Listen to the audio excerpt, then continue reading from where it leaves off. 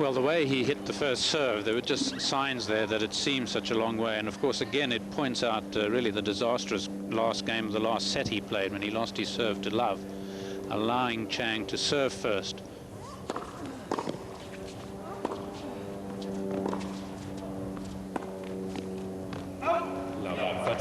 As Ferreira served first and lost a one break, he wouldn't be 2-5 behind. Wouldn't seem that far, therefore.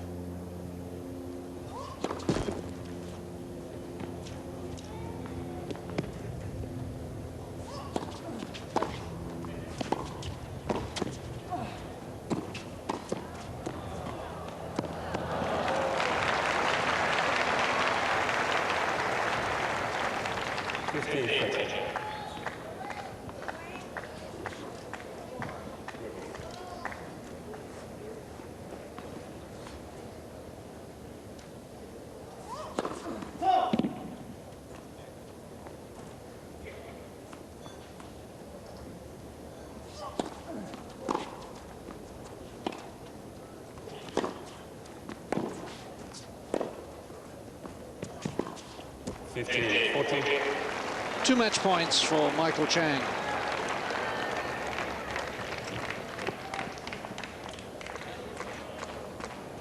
Well, if Chang makes this, it'll be the 44th set he's won this year by either 6-2, 6-1 or 6-love.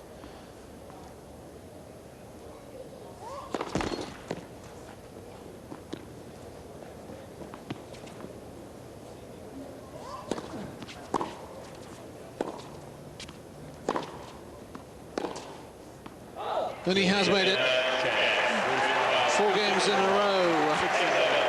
And Michael Chang makes it 5 wins out of 5 against Wayne Ferreira.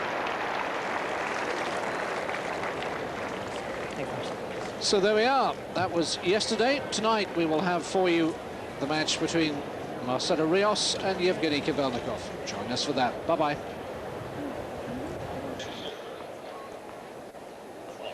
Best of 3 tie-break sets.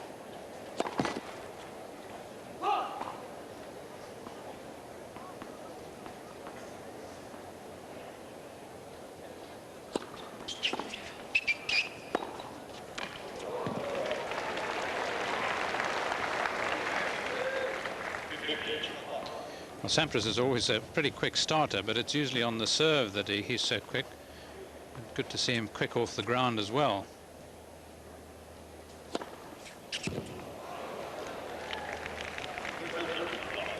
Well, a couple of times we've seen ball sort of rise at that far end. Wayne Ferreira, when he lost to Michael Chang, missed one completely like that. So it goes down as the first ace.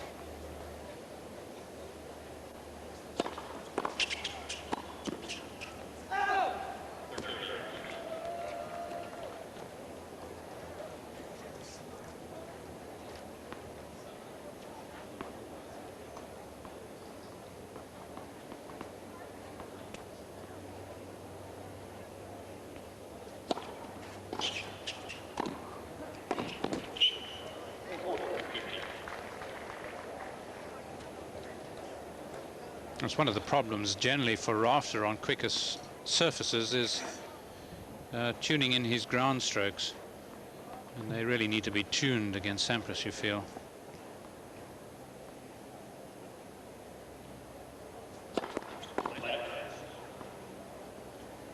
Think of Rafter doing well in the French, where you've got that much more time. Not doing as well at Wimbledon, where he lost to Todd Woodbridge. Yep, that's good. Yes, although Rafter's only career title came on grass at the Northern Club in Didsbury, Manchester, back in 1994.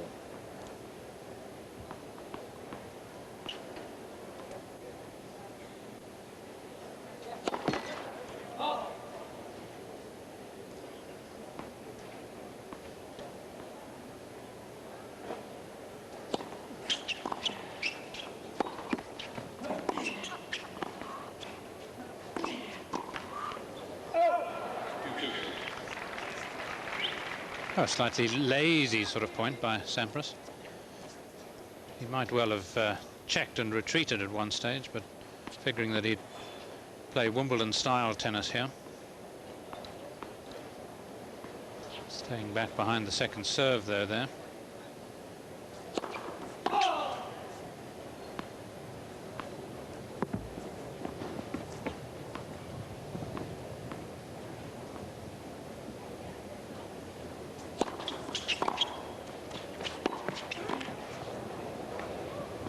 So that seems to be the pattern for Sampras, and Rafter, well, a couple of times he's come up with pretty useful chips and charges, but Sampras has been equal to them.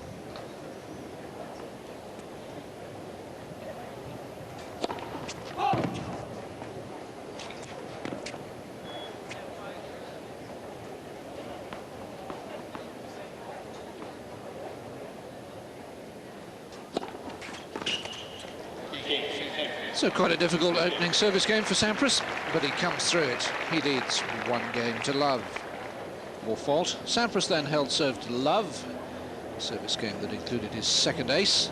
So with the temperature at 98 degrees Fahrenheit in the sun, Rafter serving at 1-2.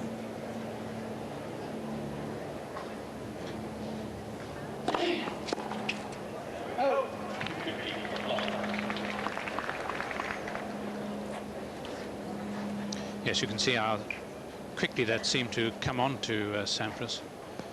A good indication of the speed of the courts and balls.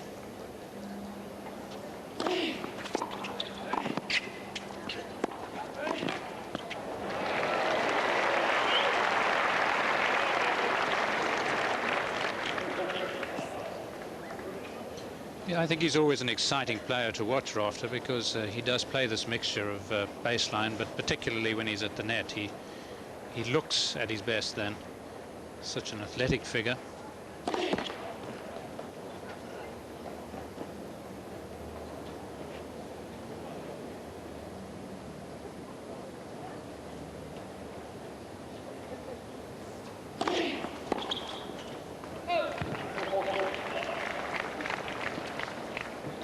This could well be a precursor of a match in the Davis Cup semi-final between the United States and Australia, coming up in Washington, D.C. in September.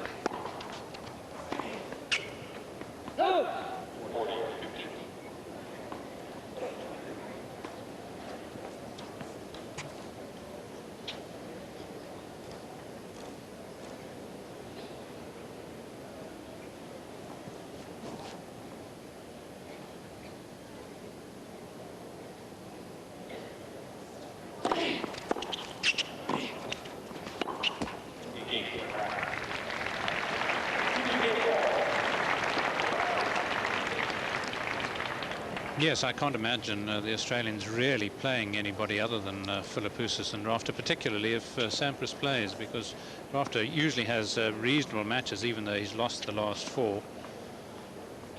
For instance, there are 6 tiebreakers in the matches they've played. Philippoussis has beaten Sampras. Yes, and the third Australian in the top 20, Todd Woodbridge, is obviously going to be involved in the doubles, so you don't want to wear him out. It's going to be hot and sticky in Washington in September. A little look there from Sampras.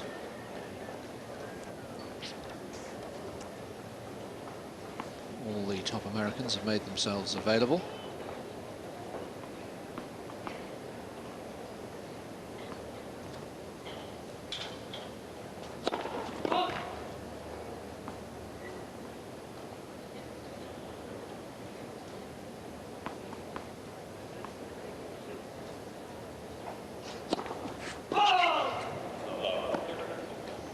First double from Sampras, and the first real opening against the serve. Yes, and the Americans virtually in that match have a choice of whatever surface that they would like to have, but they have clay. This man was a French semi-finalist. Philippoussis has won on clay. And who would they play? Well, perhaps Korea and Sampras, Chang. Yes, wasn't an easy volley by any means, but there was certainly a chance. So that I think really they're much more inclined to use a fairly fast surface and rely on the big guns. Just accept that Rafter and Philippoussis may play as they played at Wimbledon this year.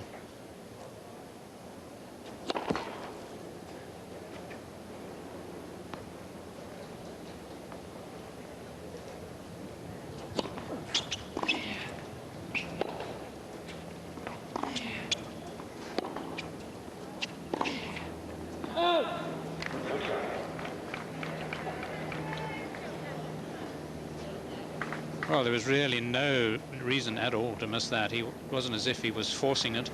He wasn't looking to come in behind it.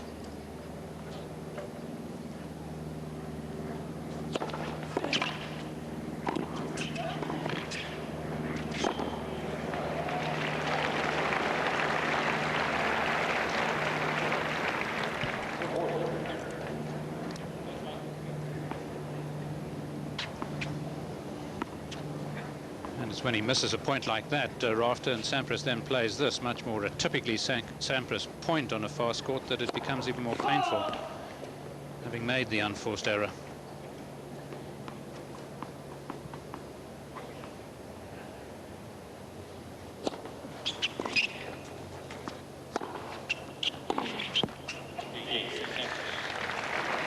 It's disappointing on the ground there, Patrick Rafter. Rather allowing for us to escape from the love 30 situation. And it's Sampras who leads by 3 games to 2. No breaks to serve, indeed no break points so far. Patrick Rafter working this year with John Fitzgerald on a sort of part-time basis. Fitz is not here this week, obviously with a wife and 3 young kids now, Fitzy. He wants to spend a lot of time back home in Australia. 2-3, first set.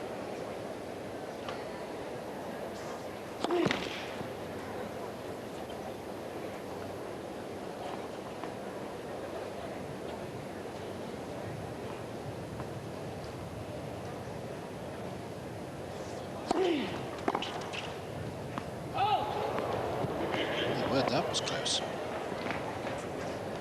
Never in doubt, I suppose he would say. Of course I knew it was going out. Yes.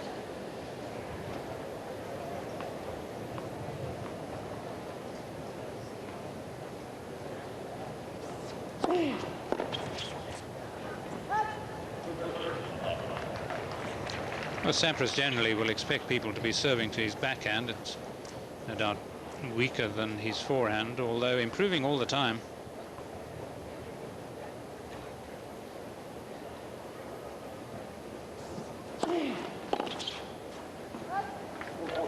Pretty ominous if you think about it. Sampras as good as he is and with an improving backhand.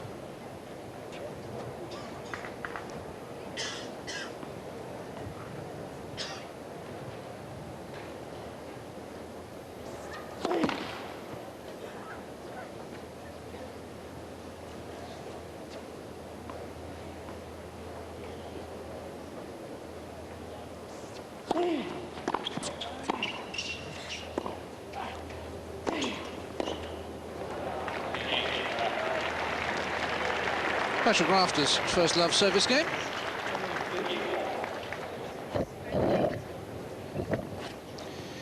Yes, whenever I look at Rafter, I remember a few years ago at the Australian when there was a lot of hype about him and was playing well, and he drew Agassi, and it was a huge match, or built up as a huge match, and turned out very, very disappointing as Agassi really just creamed him off the court. And can't but help look at Rafter and just think of Agassi's performance here this week, how Rafter has improved and Agassi's retreated.